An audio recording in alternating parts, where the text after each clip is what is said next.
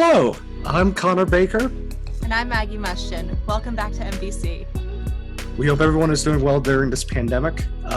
We have had to change a few things up and also kind of pick up some new hobbies during this time. Maggie, what's your favorite hobby?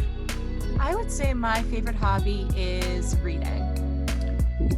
My favorite hobby would be a little bit of writing. I love writing sometimes when it's like very chilly outside. Yeah.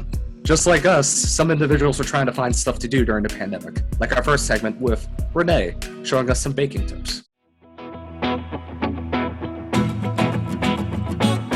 Hi, this is Renee Levine. Welcome to the Muhlenberg Broadcasting Channel, and I am going to be showing you my very favorite gluten-free, dairy-free cake. Now, I've been gluten-free and dairy-free. I also donate soy, and I've been living my life like this, like I would say, for 5 or 6 years now.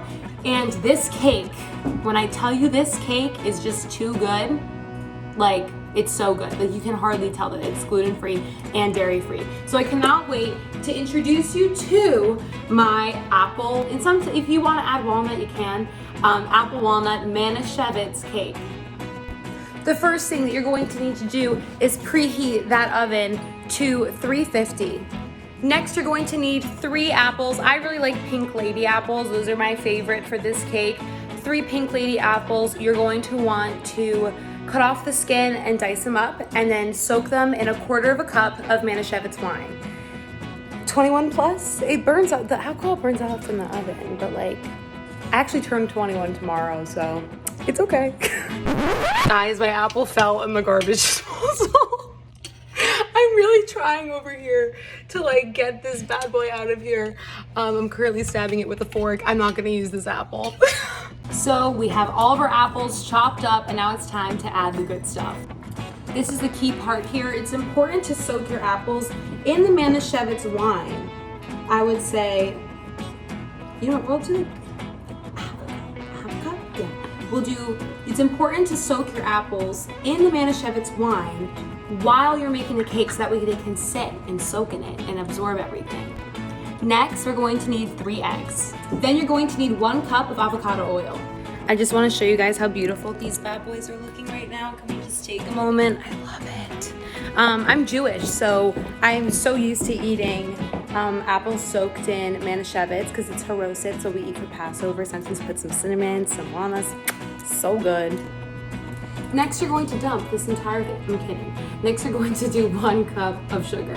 And then you're going to need 1 cup of flour. And for me, I think that King Arthur's gluten-free flour is the best gluten-free flour on the market.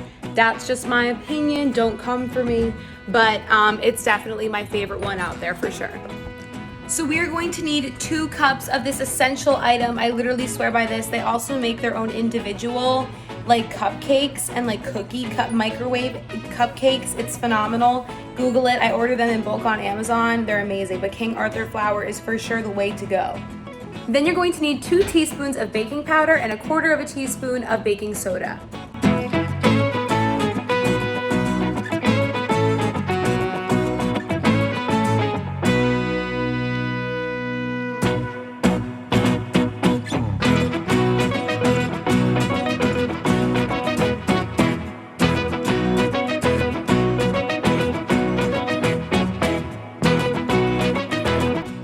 Then you're going to want to put the whole cake batter into a mold and then give the leftovers to your father. Then you're going to want to put the cake in the oven for 35 minutes, depending on your oven. I would say check about every 15 minutes. Okay guys, so there's a little bit of a problem. Mom Sylvie is trying to fix the cake. It is currently destroyed, but you know what? It's still successful because it tastes delicious. Thank you so much for watching. This is Renee Audrey on MBC. Oh wow, that was delicious. Maggie, did that make you hungry? Definitely. And you know what I love with food? A good movie. Let's see what Ari and Elle have to recommend. My film is called Hillbilly Elegy. It is based on the book by J.D. Vance, and J.D. Vance actually plays the main character in the film as well. Did you see it by chance? I hate to say this, I'm after you to get to number 1, but the reviews kind of scared me off. Yeah, you know, it got really bad reviews, but I like the movie. I'm seeing this now. I got 25% on Rotten Tomatoes, which is pretty bad. But anyway, it was directed by Ron Howard, adapted from the book of the same name, screenplay by Vanessa Taylor, and it basically revolves around a grandmother, a mother, and JD, this kid who grows up in this very hillbilly area of Ohio, but in his summers he would spend them in this kind of more country environment with like forestry and lakes and like this little tiny house.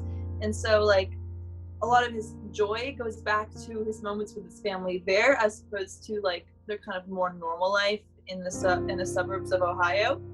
And he ends up kind of getting out of a really tough situation. This is kind of a spoiler, but his mother is bipolar and drug addict, and he has a very, very hard time overcoming her emotional and physical abuse. And she ends up having to lean on her grandmother, who's also much older and not up to like her, health. And so it's quite the struggle for him. He goes through multiple stepdads. His sister is probably the one rock for him, named Lindsay, played by Haley Bennett, and helps really him grow up and get through life, in addition to his grandma, who really motivated him to get through school. And he ends up at Yale, which is actually you find out at the beginning of the movie. And the premise of the movie is really about his connection with his mother and trying to save his mother at her worst, right when he's starting to apply for jobs after law school. So I like this movie because it really dives into real dynamic relationships. I think Amy Adams, who played Bev, his mother, did a fantastic job. Like, she just entered this character with no fear and completely portrayed somebody with a mental health issue. And I think that's really hard to do, especially because it's if it's not like your own, you don't want to put out any stereotypes. You don't want to upplay it or downplay it. You want to be as honest as you can to the character. There's arguments of like whether like people who have the actual issue should be playing the character as opposed to somebody who who can study and then portray the character. It's very, very interesting conversation, but I think Bev, Amy Adams, did a really, really good job in the role. And so to transition to my pick, my number one film that I watched, that released in the year of 2020 that I saw was the film Minari, directed by Lee Isaac Chung. It is a semi-autobiographical film about a Korean family that emigrates to Arkansas to seek out a new life in the U.S. It's a very, very sort of touching coming of age film about this small nuclear family trying to just create this new home for themselves by farming. It's just one. And it documents the various struggles that they go through trying to reestablish themselves, but it also feels very, but it also manages to stay very heartwarming throughout. It's definitely one of those movies that's for the most part kind of quiet, where most of what's happening, where most of the significance is more under the surface for most of it, but as it goes on, it just gradually builds up and up until it has a massively emotional conclusion. So I just felt that this was a very comforting feel-good movie that also doesn't shy away from the struggles of trying to reestablish oneself in an unfamiliar place. It also has, in my opinion, probably one of the best child performances of the year, featuring the small boy who's in the family, who has a rather tempestuous relationship with his grandmother. The father of the family, Stephen Yeun, who has been on on quite a rise recently. He's also very, very strong as well. So this is it's definitely not a fast-paced movie, but it is definitely a very comforting one to watch. Thank you guys for listening to our movie review. We wish you a wonderful night. And yeah.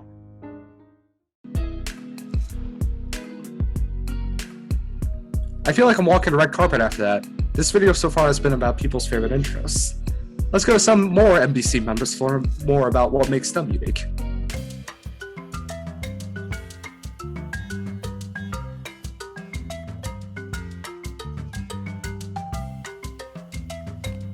Hi MBC, my name is Renee Levine and I'm so excited to be doing MBC's Show and Tell segment. So my Show and Tell item is a painting that I made for the apartment of me and my best friend. But me and my best friend David, we made this really funny design filled with all of our inside jokes, and I decided to just paint it as our decor.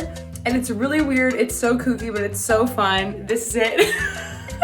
This basically has all of our inside jokes on it, but it's the solar system, it's an octopus. The octopus, I have to say, is my favorite planet, but I also really like the pizza and Jupiter, Uranus, get it?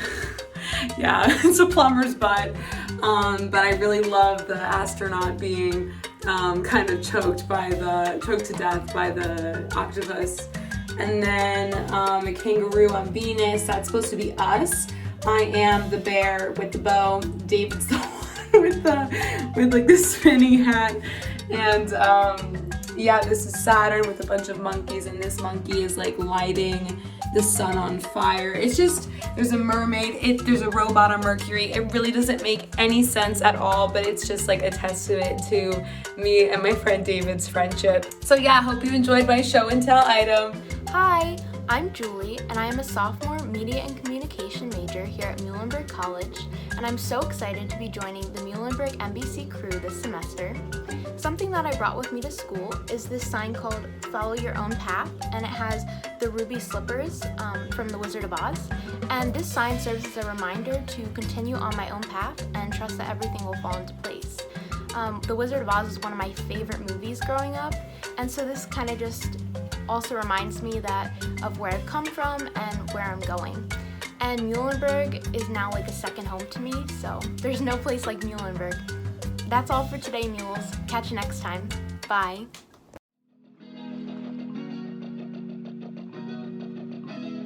We definitely learned more about the MBC members. What do you say, Maggie? Definitely. We're definitely going to be in for a very fun semester up ahead. And with that, this is our first episode of the spring 2021 semester. I've been one of your two fabulous hosts, Connor Baker. And I'm Maggie Mushton. Stay classy, mules.